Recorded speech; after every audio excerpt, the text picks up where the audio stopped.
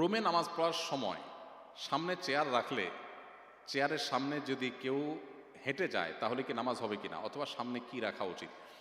আপনি চেয়ার রেখেছেন সিজদার জায়গায়, এরপরে চেয়ারের আউটসাইড দিয়ে যদি কেউ হেঁটে যায় আপনার নামাজে কোনো অসুবিধা নেই। আর যদি মাঝখান দিয়ে কেউ হেঁটে যায় তাহলে হাদিসের নির্দেশ হলো তাকে সাইজ করতে হবে নামাজের মধ্যেই। নবী সাল্লাল্লাহু আলাইহি সাল্লাম বলেছেন, কেউ যদি নামাজি ব্যক্তির সামনে দিয়ে হাঁটে সে যেন তার সাথে লড়াই করে।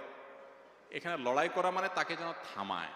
এই জন্য সুন্নাহ হলো আপনি নামাজ পড়ছেন আর কেউ সামনে দিয়ে যাচ্ছে, আপনি তাকে হাত দিয়ে ইশারা দেন থামান।